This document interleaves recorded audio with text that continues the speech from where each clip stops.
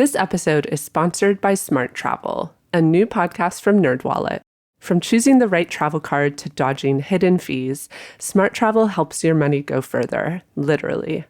They cover all things travel finance, like how a travel advisor can get you perks you didn't know existed, and which flight deals are actual deals, and which are clickbait. Travel smarter and spend less with help from NerdWallet. Follow Smart Travel wherever you get your podcasts. This is a Voyescape podcast. You can find all of our travel podcasts from around the world at voyescape.com.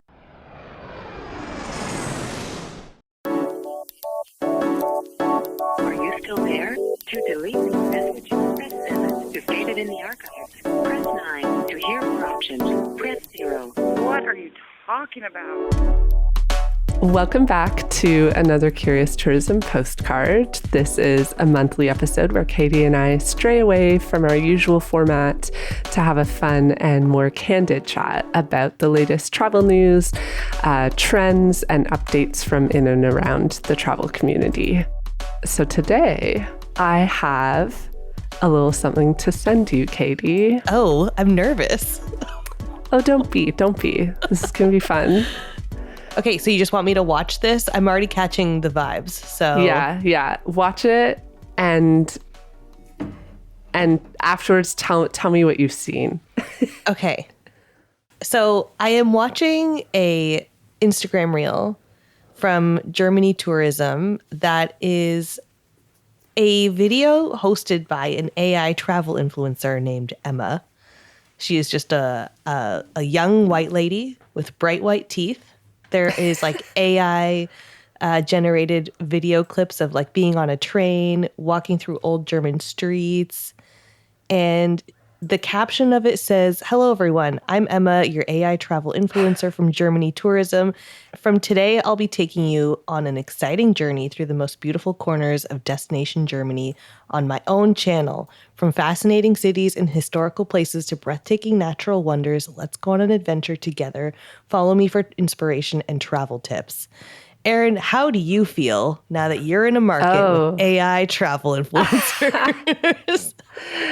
Not great. But I was going to ask you, how do you feel about this video? Like, would you follow Emma? Okay. No. I had a feeling that would be your like, reaction. it's literally, I'm still like very much on the AI, not even on the fence. I'm on one side of the fence where I've not crossed over. I've been very, very skeptical about doing anything in the AI space. And like following a travel influencer from Tourism Germany can't be much different than just opening like a brochure from Tourism Germany. Like, to me, anything this influencer is going to tell me is going to be something that's programmed by like the tourism board. So I'm not going to get any like authentic, real reviews on anything. Yeah. Not to mention like even the footage of the places that this AI Emma is traveling to is not real. Yeah. It's AI Germany. Like, yeah. What? I share this sentiment. And to be honest, like, I wouldn't say I'm completely anti-AI, but it's like begrudgingly that I'm not, because I think I used to be, but I've realized that I have to accept that this is the world now. Like, we're not going back. It's taken time for me to accept this. But similarly, like, I'm very not happy about the environmental impact. And I really worry that AI is eroding people's critical thinking skills. Totally. Actually, I've read literature that says that it indeed is. I'm pretty concerned for Gen Alpha. I was just listening to a podcast about this yesterday, Erin, that was talking about this. And they went on to say that like a big part of humans' journey in life is the process of getting from destination to destination A to destination B, whether that's like a project you're working on or like actually traveling. Like usually the most memories and learnings come from the process of getting there, the journey of getting there. And AI has completely eliminated that. It's just getting people from destination A to destination B, and there's no thinking process involved. And that's a huge reason why some of those critical thinking skills are going to absolutely dissipate very soon. Yeah, makes sense. This is the thing, though. Like, I do recognize that there are a lot of benefits to it, like, depending on the application. Like, I've been reading that, like, AI could be really game-changing for, like, healthcare. It could help us, like, find a cure for cancer, potentially, because it can do, like, really complex calculations so quickly. In chatting with friends, like, I have friends who have really benefited from it for accessibility. Yeah. Like, it offers some accessibility solutions that can be, like, pretty life-changing. Totally. That's, like, my general feelings. Travel influencer, like, let's stop taking people's fun jobs. This is the thing. It's like, that's an application where I'm not sure we need to see it. Yes, exactly. Oh, one thing. Did you listen to the audio? Did you listen to her narration? I didn't listen to it. Hold on one sec. You should. Listen. Germany. I'm excited to take you on an amazing journey through this fascinating Oh, she's British. country. Yep. I just needed you to know that she's British. It's relevant information. The other funny thing here is that, like, I don't know if I've ever noticed this from other tourism boards, but in the caption too, the caption is obviously must be written by AI. Yeah. And it even says, like, let me take you around destination Germany. Like, who calls it destination Germany? Wouldn't you just say Germany? I did think that was odd, but I feel like I have seen some tourism boards do that. But I agree, corners. Like, the caption, all of the so hold on, we're gonna get into it, because I did, like, a deep dive. Like, I reviewed every single post that this account has ever posted. I'm so ready for this. I'm so ready for this. So first, I wanted to talk about the reactions to this video. So for some context, I saw this video when it first came out in October 2024. I knew that you and I were going to talk about this, but I was like, I think I have seen this before. I think I sent it to you, but I was like, we need to let this run its course. Like, we need to see some more posts. We need to see what happens with the PR around this. So I was like, I'm going to wait a few months. As you can probably guess, the reactions to this video were extremely mixed.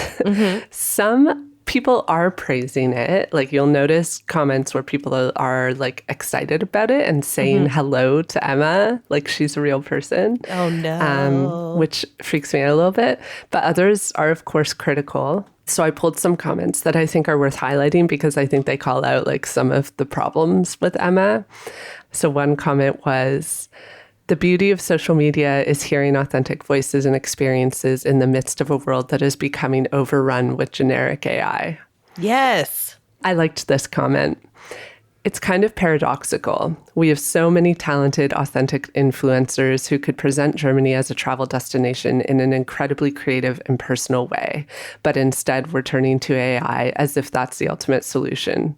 Sure, the allure of AI is strong, and I understand the urge to experiment with the latest technologies, but sometimes it feels like the focus is too much on the wow factor of tech rather than the real human connection that influencers can create.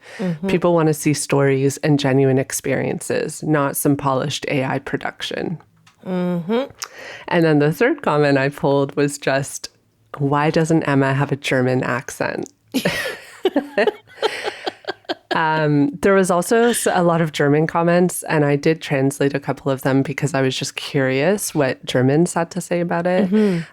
So one of the German comments, this could be a bad translation. Like, I tried to run it through a couple translators to make sure it was as accurate as possible, but just, like, need to give that caveat. It's remarkable how far the absurdity has already gone. A country using AI with an avatar to market itself as a travel destination instead of relying on authentic experiences and human interaction. It's all a digital illusion. So not long after that launch post, Emma posted again to address the criticism. No. I'm not going to read the entire post. I'll just read, like, the most relevant parts of it. So is she sitting there talking to the camera being like, I'm so sorry, a la, like, no, YouTuber style? It's just like a static image of her with this caption. Okay. That would be hilarious, though, I know. honestly. So she said, "Dear community, thank you so much for all the feedback on my first post. Thanks to your individual input, I am enabled to learn constantly and hopefully be able to better meet your ideas. It's kind of strange copy.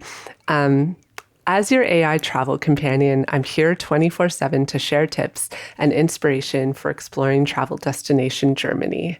I'm excited to represent a new step in digital innovation, and here is why. I'm certainly not the first AI character you've seen, but what makes me unique is that I'm not just animated, but 100% AI generated. My goal is to showcase the beauty of Germany in a creative way and provide helpful information without replacing real or human experiences, nor the amazing work of influencers and content creators. I hope my page becomes a place where we can connect and inspire each other as a community. Let's discover Germany together. It reads very like PR to me. It reads a whole lot of nothing Yeah. to me. It's like, okay, yeah, sure, but you're still a robot.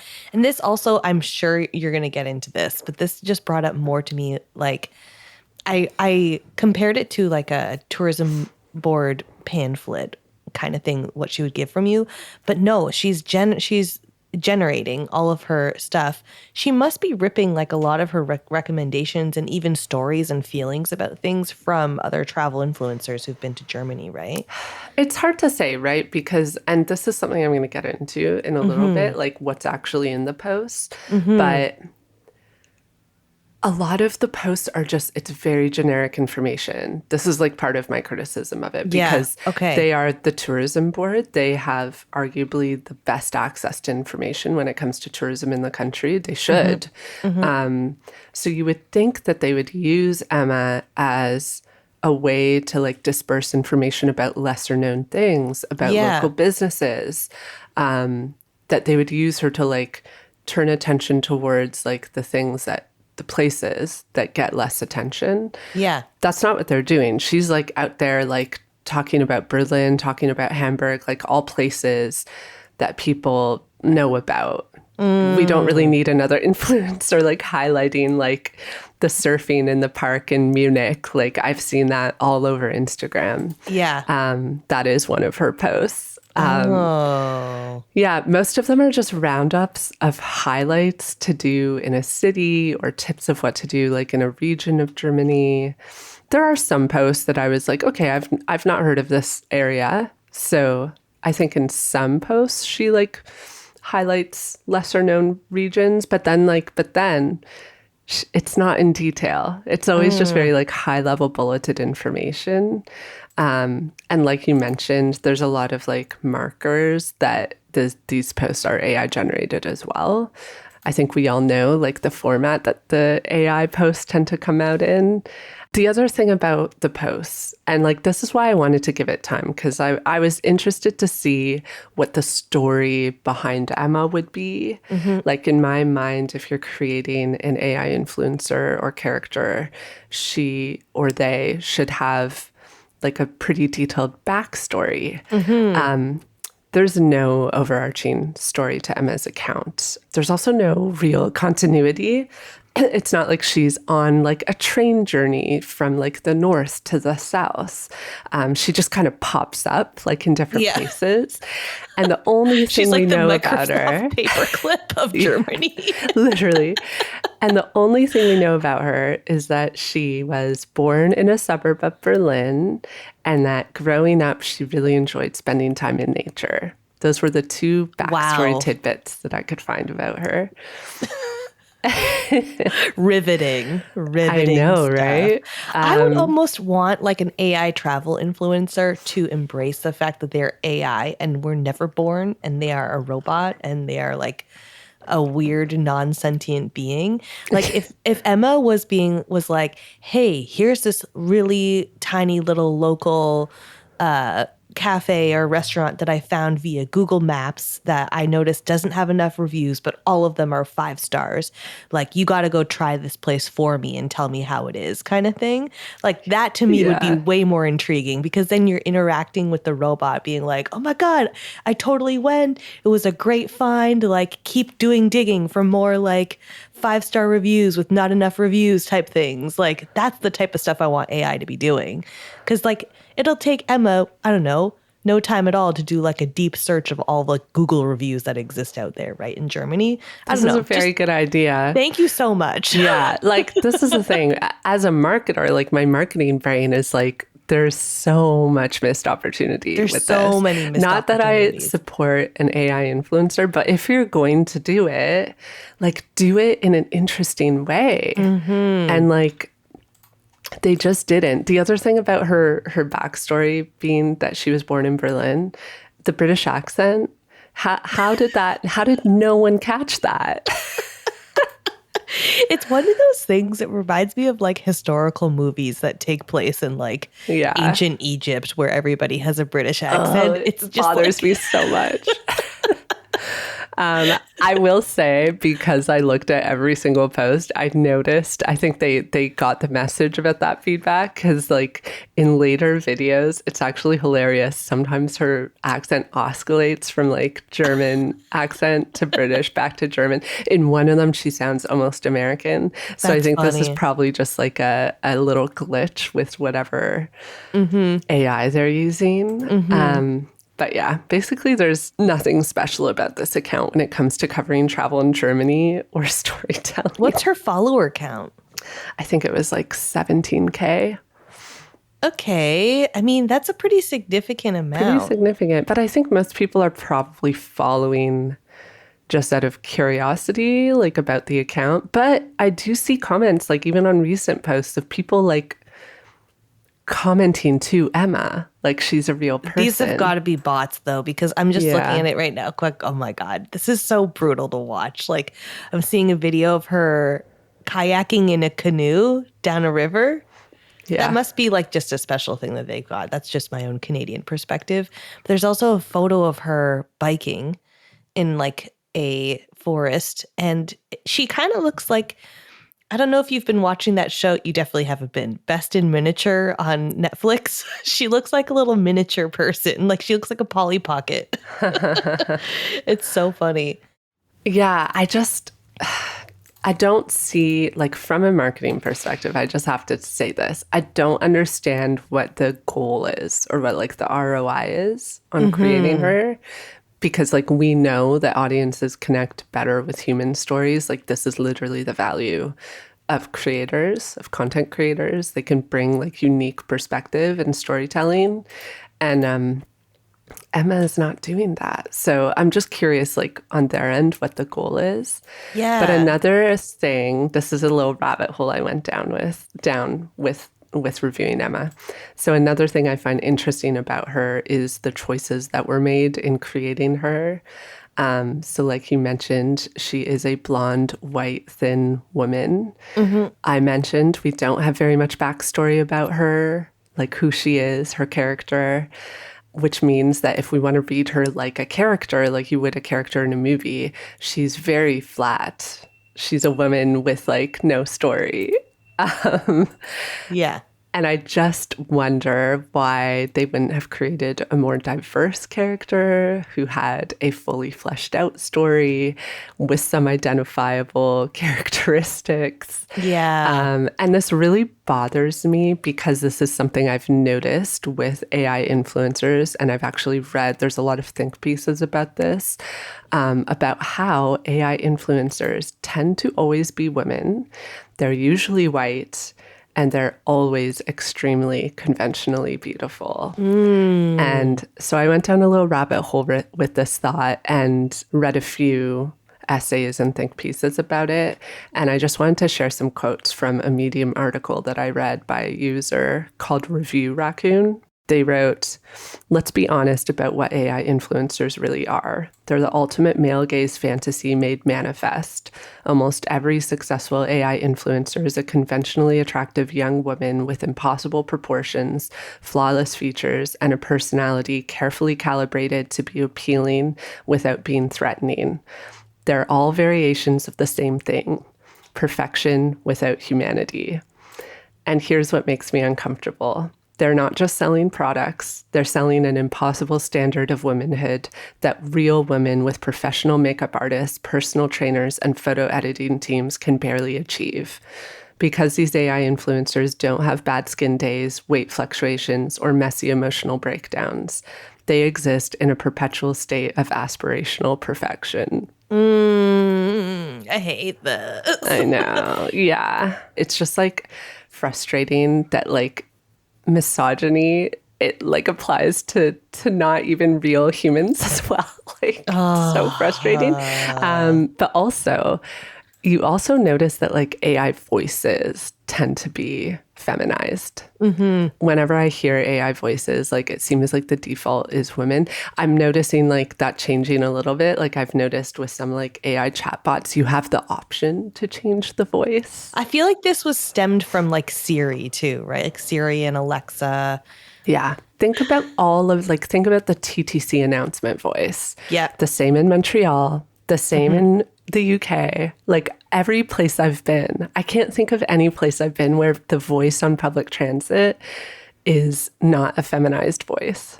Okay, so this author brings up another interesting point too, which I think is relevant to the discussion about Emma, and that is that the influencer economy is dominated by women. It's like a very women-led economy.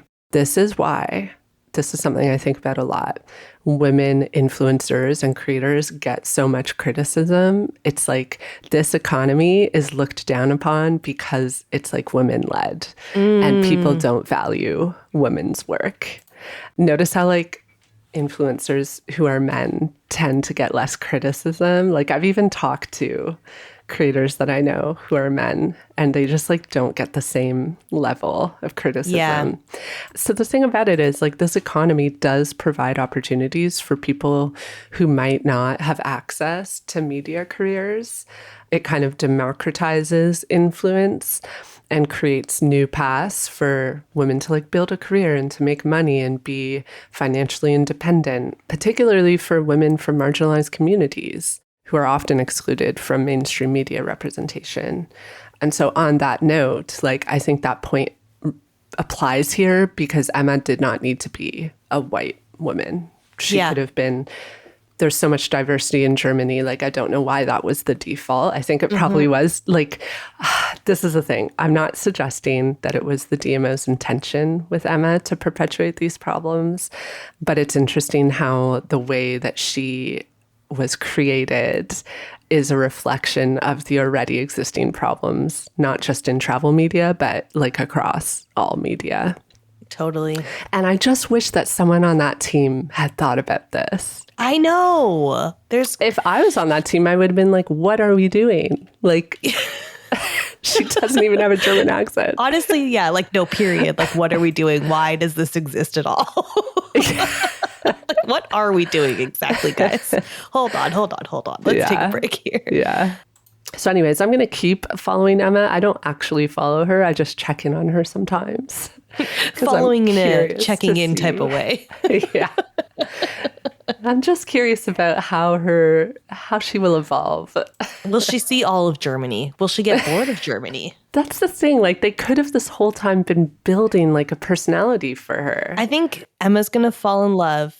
She's going to have a wedding in Germany and find all the most beautiful venues for this. Then she's going to have a baby and she's going to find all the most kid-friendly travel destinations in Germany. I don't know. She's going to age. The kid's going to become a teenager. Things to bring your teenager to. Or she just like evolves into a mommy blogger, which is like a thing that happens. Like I've seen it happen where like someone's a travel creator, but then they have a kid and like they're just suddenly a parenting influencer. Not wrong. Nothing wrong with that. No. Just like an interesting evolution that happens sometimes. Okay. So I think from AI generated digital content to authentic digital content, I wanted to bring you this funny thing that I saw. I was browsing through Threads recently and saw this one post that said, if y'all aren't following TSA on Threads, you are truly missing out on what might possibly be the best content on this platform. Just saying. So TSA obviously referring to the like security in an airport. I didn't even know that TSA was like an administration that could have a social media account, but oh, they do. And they are bringing it back to like Wendy's Twitter, basically. So just I have my qualms with TSA. We've talked about it a lot on the show about how there's a lot of TSA agents that will have like microaggressions towards people of color. So that is definitely a reality of the TSA world. But a big part of their job is also keeping people safe and making sure people don't bring sketchy things on airplanes. And basically that is this entire Threads account. So I wanted to read some of these posts to you, Erin, because they had me cracking up.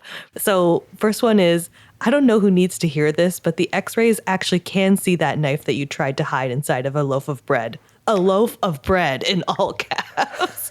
So to me, this is not AI generated content. This is like some clever Gen Z or millennial person definitely behind this. And I'm like kind of living for it. In quotes, what does the A in TSA stand for? Oh, it stands for absolutely do not bring that on the to the airport. And yes, we're talking to you, Ashley. Take your laptops and electronics out of the bag. If you got a hash brown in a pocket, take it out. Take it out. I'm getting the vibe that these are all rooted in real experiences.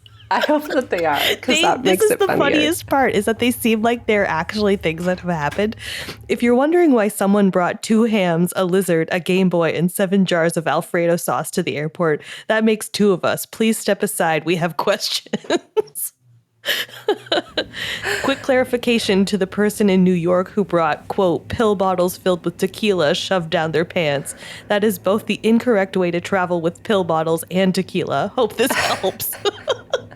Do you know, this is a good moment for me to share an anecdote that I don't think I've ever shared here, which is that, when was this? 2 years ago, Lucas and I were flying to Cape Breton for Luke's mom's 70th birthday. And I had materials in my carry-on to bake a cake. Because I was like, I'm going to bake a cake for her. But we were going to be in a cottage quite far from I wouldn't be able to just step out and get things. So I was like, I need to bring everything so that I can bake this cake. And as part of that, I was like, making icing is going to be too hard. So I just bought one of those little containers of pre-made icing. And it was in my carry-on. And I didn't really think about the fact that TSA or our version of TSA would flag that. So I'm at Pearson, and of course I get pulled. And the agent is like, what is this? And I was like... Was it a Ziploc bag full of cake mix? No, it was in the original container. It was sealed. It literally said, icing, cake icing. And I told him, I was like, oh, it's cake icing. And then I was just like, it's for my mother-in-law's 70th birthday. Did he let you take it? He did. Oh, good. But my takeaway was okay, I don't know if this was just because I was an innocent looking white blonde woman. I'm sure this was part of it. There's privilege wrapped up in that. Yes. So he probably thought she's not messing around. There isn't a knife stashed in this. But I was also okay, so you can just let people go? Don't you have to follow the rules? I was just surprised that he was able to let that go. Yeah. I mean, it was good for Mary's birthday. She got her cake. Good. Yeah, I've been through TSA and left an apple in my bag, and it was an apple that I had actually grabbed from some lounge or something at the very beginning of my trip and left in my tote bag the entire trip, never ate it, and it was just rotting at the bottom of this tote bag. Forgot it was there, walked through TSA on my way home and got flagged, and I was like, what the hell would they? Because normally I've been pulled aside for my EpiPens because EpiPens look sketchy as hell. But for the apple, and then I was like, what the heck could it possibly be? And then I had to go over to the side, and the guy was like, yeah, you got an apple in here. Were you planning on eating that? And I'm like, honestly, no. It's old. Just throw it out. And it's like, okay. This is something you learn as an allergic kid flying. I know. I always dump basically all the food that I haven't eaten. I hate to do it, but you basically have to. Yeah. Either leave it on the plane, throw it out on the plane, or throw it out as soon as you land, because you basically... on the plane? That's what you're supposed to do. That's what they tell you to do. I see. Like it should stay on because I think all of the stuff that gets disposed that was on a plane is disposed of in a really specific way to protect wherever they've landed from because what they're worried about is I don't know, things coming in from abroad that don't belong in that ecosystem. I can't explain this well, but so yeah, they dispose of everything that was on the flight very carefully. So this is what I was told, that you're supposed to just ask to toss it before you get off the flight. But yeah, this is always a problem when I have a connecting flight because I'm I'm only halfway through my journey. I need this food. Sometimes sometimes when we land somewhere, I'm just eating everything at the end of the flight, trying to get it in my body because I'm I need to conserve as much energy before I have to toss this food. Well, if you want a good laugh, I highly recommend checking out TSA on Threads. This is their bio. Their name on their travel tips and dad joke hits. And their bio is Princess of Puns, King of Canines, teller of travel tips, passion for prohibited items, admirer of alliteration. And then here's a couple more just before we go. Why did I get an alarm on my body scanner? Matt, there's an entire bottle of ranch in your pocket. And not to point fingers, Alaska, but benzos and hydros are no-nos inside your shampoo bottles. These have to be based off of real life. I don't know how they're finding them. If they're making this up, I'm living for it.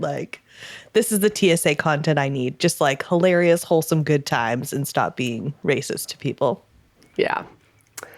I would love to know what they actually find. I'm sure some wild stuff goes down. Yeah. There's a whole TV show that's about kind of trying to find criminals at airports and stuff, but it feels kind of problematic to me. And they never find any good stuff. It's always just there was coke deep inside this zipper of a zipper of a zipper inside this.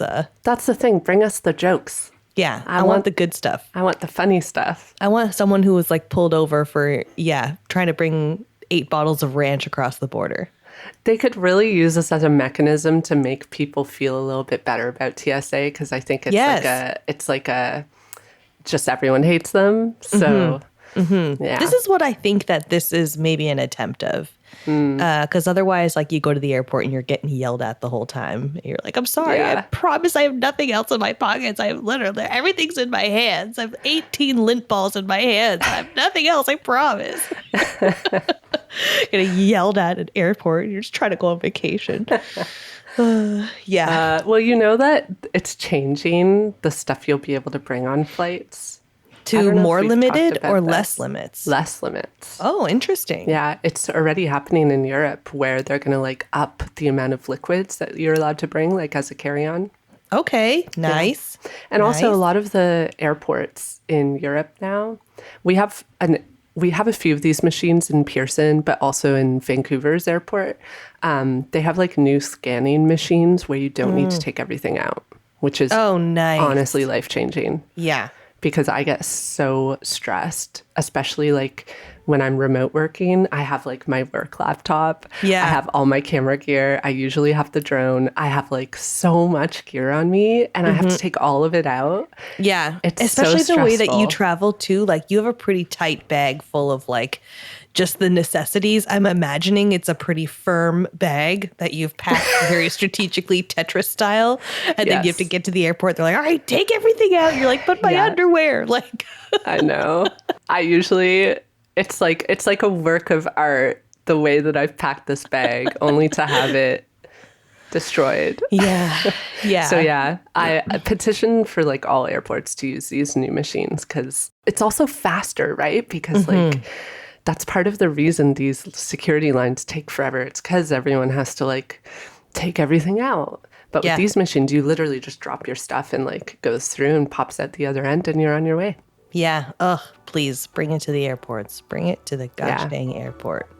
The last time I was at Pearson, I saw the new machines. They were right there, but they were making everyone go through the old machines. And I screamed into the void in my brain.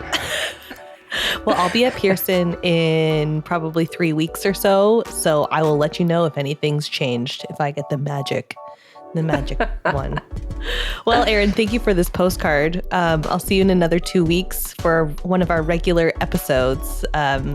Yeah, this has been fun. Lots of good stuff. Well, I'll catch you in the next postcard. And thanks for listening. If you enjoyed this, feel free to send us a message or share this episode with a friend. And be sure to, tune in for our regular episode, which will come out in 2 weeks. And catch you in the next one.